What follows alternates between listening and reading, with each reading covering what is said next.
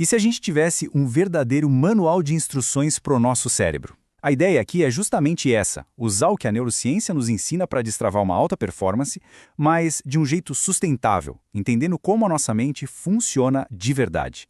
Essa frase aqui é o ponto de partida que muda todo o jogo, sabe? A cultura da produtividade muitas vezes joga a gente numa espiral de pressão, de culpa, mas a ciência mostra que tem outro caminho. Um caminho onde o esforço é inteligente e não só é intenso.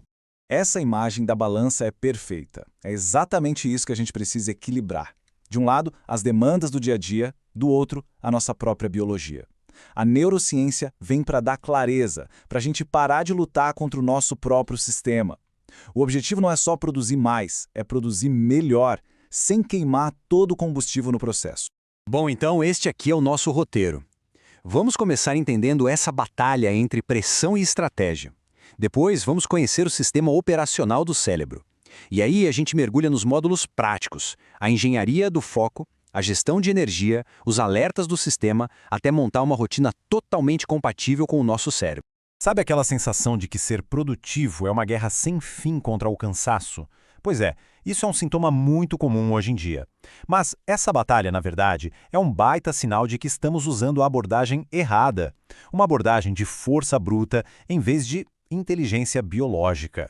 Então, para mudar essa abordagem, o primeiro passo é entender a máquina que estamos operando. O nosso cérebro não é uma caixa preta. Ele tem um sistema operacional com regras bem claras. E a regra mais importante de todas, a fundamental, é a da neuroplasticidade. E aqui está o nosso superpoder que muitas vezes fica escondido, a tal da neuroplasticidade. O que isso quer dizer? Que o cérebro não é uma coisa fixa, estática. Ele se molda o tempo todo com base no que fazemos, no que pensamos, no que repetimos. Isso vale para o bem e para o desgaste também. Olha só como o processo funciona. Cada ação que a gente repete, cada pensamento que volta e meia aparece, vai fortalecendo uma conexão neural. Começa fraquinha, sabe? Mas a repetição vai lá e deixa ela forte, até que, pronto, vira um hábito. A mente está sendo esculpida, agora, neste exato momento. A grande questão é, em que direção? Então vamos para o nosso primeiro módulo prático desse manual de engenharia biológica. Se a neuroplasticidade é o sistema, pode ter certeza que o foco é a principal ferramenta de programação. Dominar isso é simplesmente essencial. Então, o que a ciência diz é bem direto. Foco não tem a ver com personalidade. É uma função executiva que gasta muita energia. É um recurso limitado. O cérebro simplesmente trava se tiver informação demais sem nenhuma pausa. Por isso, o protocolo tem que ser estratégico, trabalhar em blocos de imersão total, fazer pausas para dar tempo para o cérebro consolidar o que aprendeu e, olha essa dica de ouro, ensinar o conteúdo para outra pessoa. Quando a gente ensina, a gente força uma fixação muito mais profunda. Agora vamos para o próximo módulo e dá para ver como tudo isso está conectado. A verdade é que alta performance tem menos a ver com gerenciar o tempo e muito mais com gerenciar a nossa energia mental e a nossa capacidade de tomar boas decisões. E esses são recursos ainda mais preciosos. O nosso cérebro sofre de uma coisa chamada fadiga de decisão. A força de vontade para fazer boas escolhas é tipo um músculo que vai cansando ao longo do dia. Quanto mais decisões bobas tomamos, menos energia sobra para as que realmente importam. Por outro lado, o cérebro adora previsibilidade. Isso acalma os circuitos de estresse. Então, o protocolo prático ataca esses dois pontos. Primeiro, a regra de 3. Defina no máximo 3 prioridades para o seu dia. Segundo, timing biológico. Faça o mais difícil quando sua energia está lá no alto. E terceiro, planejamento prévio. Planeje o dia na noite anterior para já acordar com clareza. Certo. Agora a gente precisa falar dos alertas do sistema. Quais são as ameaças que podem corromper todo esse nosso sistema?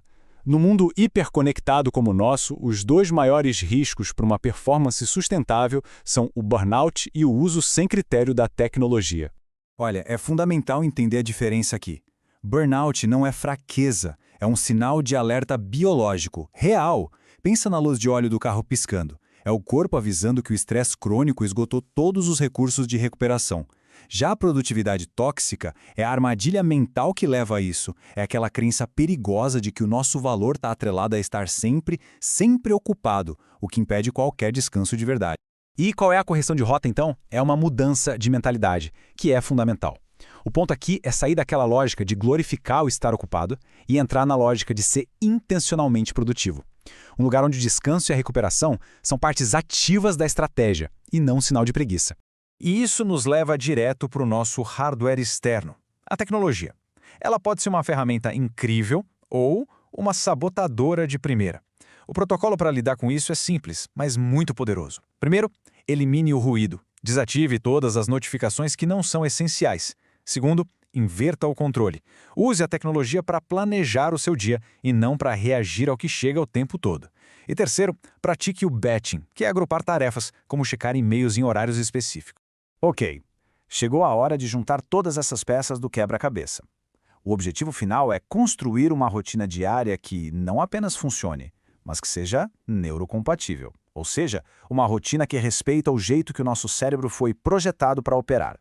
E esse checklist é a síntese de tudo. Olha só como faz sentido.